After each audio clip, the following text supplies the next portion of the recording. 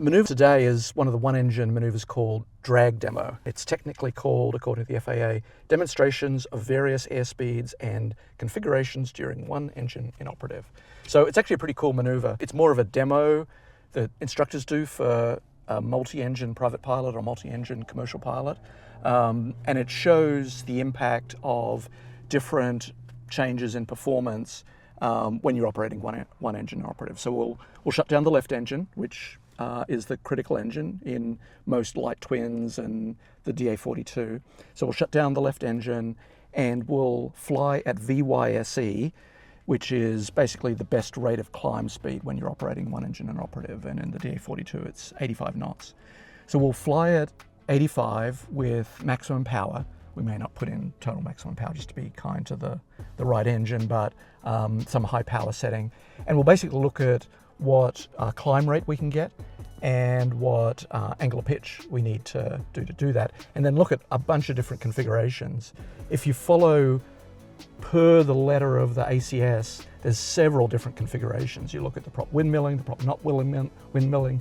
You look with gear down, flaps in, the approach and landing configurations, and also look at airspeeds below Vyse and above Vyse. And there's basically a rough table, if you can see that I've done to keep track of that. It's pretty rare that in a check ride you'd actually have to do every combination. I think that would be a pretty rough thing by the examiner to do, but it's a common maneuver for a multi-engine add-on or multi-engine initial, what I did to demonstrate that you know how to fly the plane proficiently and then demonstrate what impact different configurations have on performance. So anyway, we'll get going here. We'll talk more about it in flight and look forward to having you along. So a couple of things to do before we do any maneuvers. We'll do clearing turn, around this way, back down to 4,000. Clear the area, we'll make a radio call, and we're on the practice area, frequency. Southeast practice area, Twin Diamond 62 Delta Lima, just east of Eamon 4,000, northbound, and we're doing maneuvers between 3,500 and 4,500. Southeast practice. And we'll bring power down to idle. Check gear. And we're going to clear that. Otherwise it'll be check gear. Annoying. Okay, so power failure, we're going to go up to about 80 here. So just to be gentle on the engines. There's 80. So we check gear up, flaps up, maintain directional control, so stay on the heading, stay on altitude, and just get set up first. We're going to put in some rudder trim so we don't have to burn up our leg muscles, and then identify dead foot, dead engine, so the left, the critical engine, is at 0. Verify, we would move the power lever back and forth slowly, no change, and then I'll simulate the following. We will turn off the left engine master, turn off the left engine alternator, the left engine fuel selector, and confirm the good engine fuel selector's on, set up for 0 side slip. So that's about 3 to 5 degrees, raise the dead, and half a ball. We're a bit over that right now, so just put a bit more rudder trim in. That looks good. And let's get back up on altitude. We've lost a little bit there, so make sure we correct there. And we need to get to 85 anyway. And we can start off, we're in a clean configuration. The left prop is windmilling, and we're looking for 85. Right about 85 there. And we're seeing maybe 100 to 200 and about, what's the pitch, 5 degrees. I think we're going to turn around here southbound, so raise the dead, and let's get back up on, I think we're going to put up to about 85 just to get a bit of extra power.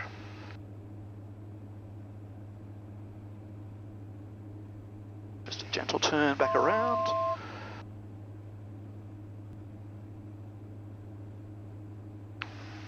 Keep an eye on airspeed, keep an eye on heading. Okay, so now we're southbound. And yeah, I think under best case, with the prop windmilling, we can eke out just, so it's really interesting that even without any drag added, just the amount of drag that comes from the windmilling prop at Vyse only gets us about 100 feet per minute, roughly. It's hard to be too precise on this because it moves around a fair bit, but just roughly that's what we're seeing. So let's put in 10 on the left to simulate feathering. We'll bring that in. And already you can feel much less force needed on the right rudder. West practice area, 73 Mike Hotel, 3,700 feet, Okay, 3 miles to the now, south of Jeffco Airport. so now same conditions, Altitude clean, flying west one practice engine area. inoperative, but with simulating the prop feathered. Let's see what we can do now. Let's get up to 85. We can already see it's a lot more climb performance. I'm going to have to be a bit careful. We're below 4,000, so that's okay. There's 85. We're getting about 550. And it's about 7.5 degrees. Now let's have a look at the difference between either side of Vyse. So remember, Vyse is 85. So let's look at 90. See what we can get there. I just watch the altitude that we don't get above, although we're going to be outside the shelf here, but just make sure we don't get too far above. There's 90. So still about 500. Maybe it's slightly less, maybe 400. And pitch is maybe 6 or 7 degrees. I'd say 400 and 90. Okay, let's look at 80. So the other side, so remember Vyse is 85. So we looked at 90 with slightly less, not much, but looked a bit less. So let's see if we can get up to 80. So we'll probably have to pull up to about somewhere close to 10 degrees. Just be careful here. We are outside the 5,000 foot shelf here. It's 80. It looks like maybe 8 degrees, 9 degrees, and we're getting about 450. So maybe a little bit less. Okay, let's go back down to 85. We're just under, I'm going to let it drift down, just so we're comfortably under the shelf. We'll turn back around here and make a radio call. We'll drift back down to 4,000. So raising the dead. Okay, once again we're at 4,000. Northbound, we're just northwest. Southeast practice area, Twin Diamond 62 Delta Lima, just northwest of Eamon 4,000 northbound, doing maneuvers between 3.5 and 4.5, southeast practice. Okay, right about 4,000. Say West practice area, Cessna 5124 Bravo, about 4 miles to the east or west of Woodland, 5,000. Okay, so once again, let's look at north practice area. windmilling. So I'll bring this power back to 0. We have to put in a lot of rudder there to compensate for that. And take it up to 85.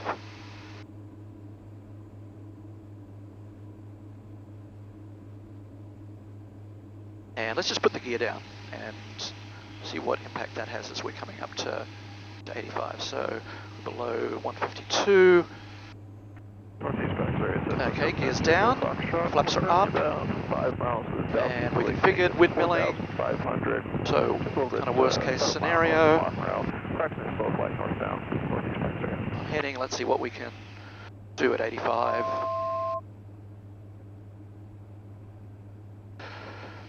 There's 90, we're doing about minus 200. Now let's get to 85. Stay on heading. Yeah, and it's almost 85, 5 degrees. Vyse minus 150, 100 generously. Okay, let's bring in. Southeastbound at 2,500 southeast practice area. The left side, so we're simulating feathered, and we'll turn around here. It is 10, and we'll just turn around here so we get away from the hills, just gently bring it around. About 5 degrees, gear out, windmilling, feathered prop.